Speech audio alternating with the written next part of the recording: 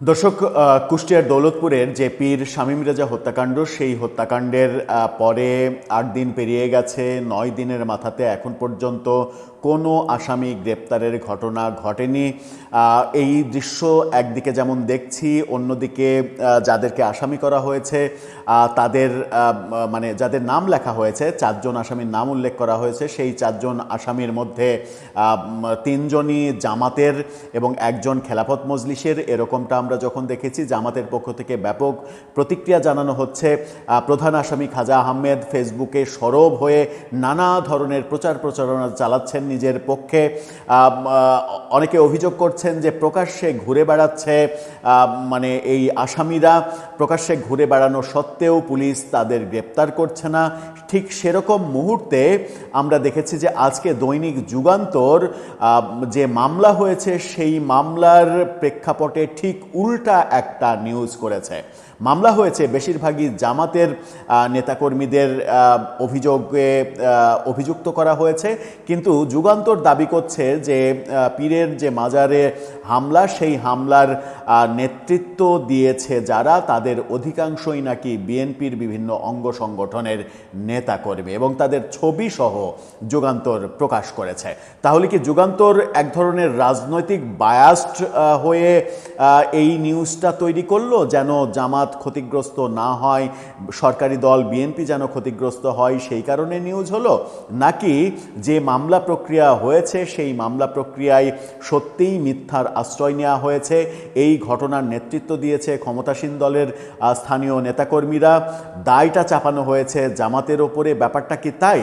কিন্তু আমরা ভিডিওতে নিশ্চিত করেই দেখেছি যে স্থানীয় জামাতের কর্মী রাজীব দফাদার, তিনি এই হামলার অন্যতম নেতৃত্ব দিয়েছেন এবং পীর শামীমকে প্রথম আঘাত তিনিই করেছেন, তার নেতৃত্বেই তাকে পিটিয়ে মেরে ফেলা হয়েছে। যদিও যুগান্তর দাবি করছে যে ভিডিও 18 মিনিটের একটা ভিডিও যেটা ছড়িয়ে পড়েছে, সেই ভিডিওতে বিএনপির এই সকল নেতাকর্মীর চেহারা স্পষ্ট দেখা গেছে।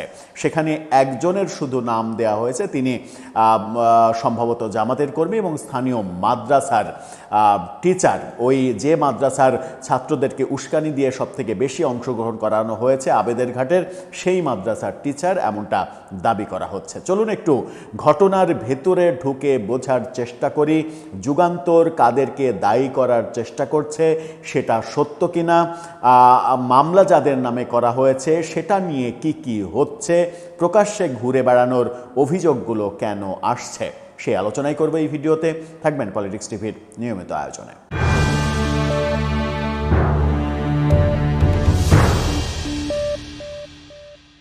দর্শক, বলছিলাম কুষ্টিয়ায় পীর হত্যাকাণ্ড নিয়ে নতুন করে বোমা ফাটিয়েছে বাংলাদেশের অন্যতম প্রধান গণমাধ্যম দৈনিক যুগান্তর। যুগান্তরের আজকের এই রিপোর্টটা অন্যরকম মনে করিয়ে দিচ্ছে, এবং এই রিপোর্টটা পড়লে যে কেউ মনে করতে পারেন যে এই ঘটনার সঙ্গে জামাতের কোনো সংশ্লিষ্টতা নেই, এটা পুরোটা বিএনপির স্থানীয় নেতাকর্মীরা ঘটিয়েছেন। যুগান্তরের এই শিরোনামটা দেখে নিন। সেখানে বলা হচ্ছে, কুষ্টিয়ায় পীরকে পিটিয়ে হত্যা, হামলায় সামনের সারিতে ছাত্রদল নেতাকর্মী। যদিও যুগান্তর এখানে কুষ্টিয়ায় কথিত পীর বলছে। এই যে সংবাদ মাধ্যমের এই ঘটনা ঘটানোর পরে বাংলাদেশের টপ সংবাদ মাধ্যমের এই কথিত শব্দটা ব্যবহার করে এই ঘটনাকে বৈধ করে দেওয়ার একটা যে প্রক্রিয়া প্রথম সারির গণমাধ্যমের দেখেছিলাম, সেটা নিয়েও ব্যাপক সমালোচনা হয়েছে। তাকে কথিত পীর বলে এই হত্যাকাণ্ডকে এক অর্থে ইনডাইরেক্টলি সমর্থন করা এবং এটার পক্ষে অবস্থান করা, এটা বোঝায়, এবং গণমাধ্যমগুলো সেটা বোঝাতে চেয়েছে, এমন সমালোচনা আমরা অনেকের মুখে শুনেছি। এই যে যুগান্তর যে রিপোর্ট করেছে, সেখানে আমরা দেখছি যে 10 জনের ছবি দিয়েছে। সেই 10 জনের ছবির পরিচয়ে তারা বলছে, কুষ্টিয়ায় পীরের আস্তানায় হামলায় ছাত্রদল সেক্রেটারি মারুফ, কর্মী শাওন, কর্মী কমল, যুবদল সদস্য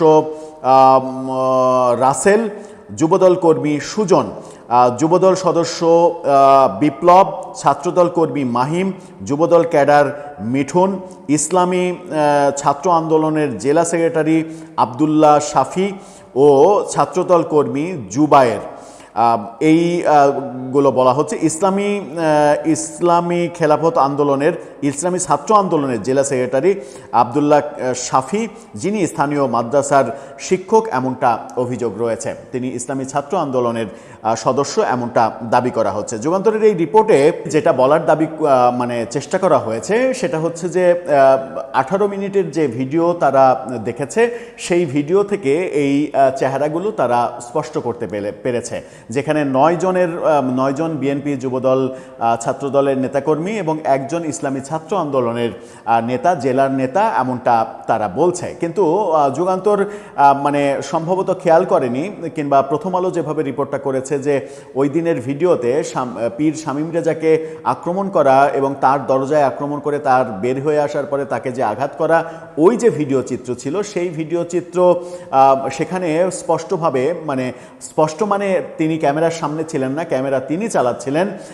ক্যামেরা চালাতে গিয়ে যতটুকু তাকে দেখা গেছে সেই ততটুকুতেই স্থানীয় দোকানদার বিভিন্ন জনকে দেখিয়ে প্রথম আলো নিশ্চিত হয়েছে যে প্রথম আঘাতটা জামাত কর্মী রাজীব দফাদার সে করেছে এবং তারপরে ওই দিন বিকেল থেকে সে হাওয়া হয়ে গিয়েছে, পালিয়ে আছে। এই ব্যাপারগুলো ছিল। শাফির নাম এসেছে, স্থানীয় মাদ্রাসার মানে শিক্ষক, এই শাফির নাম এসেছে।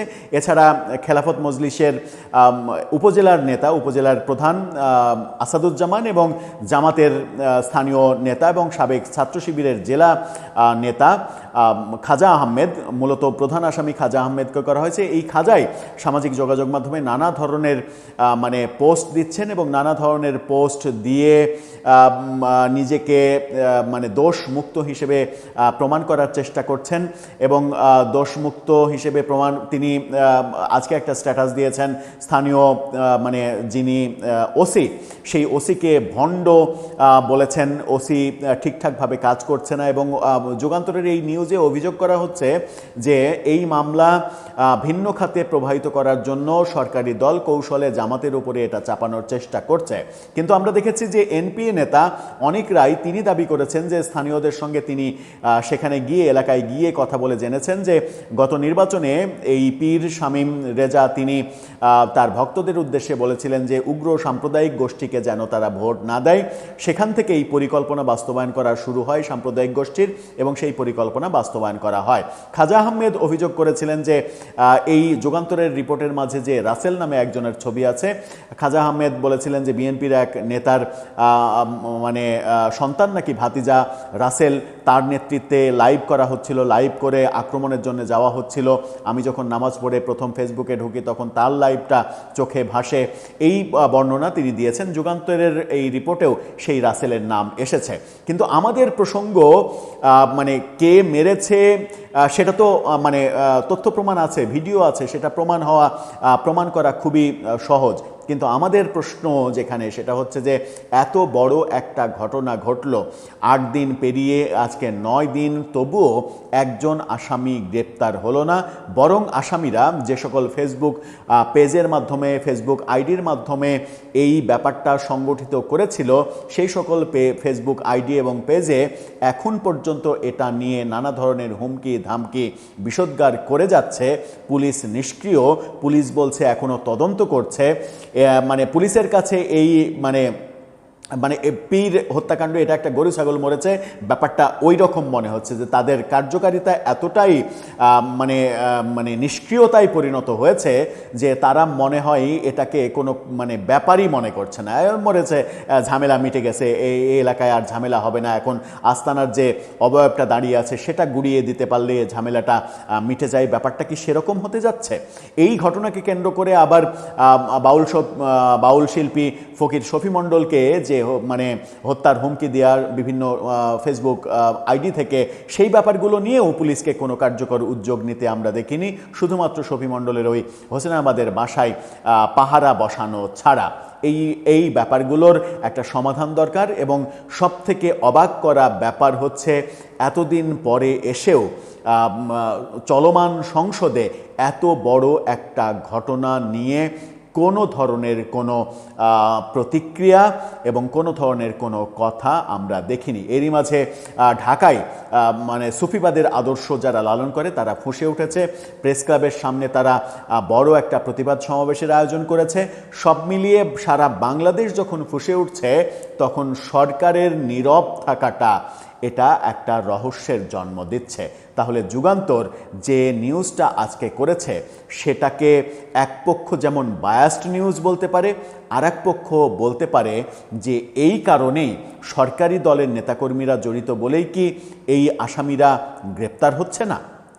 দর্শক, আপনার কাছে সেই প্রশ্ন জানিয়ে লিখতে পারেন আমাদের কমেন্ট বক্সে।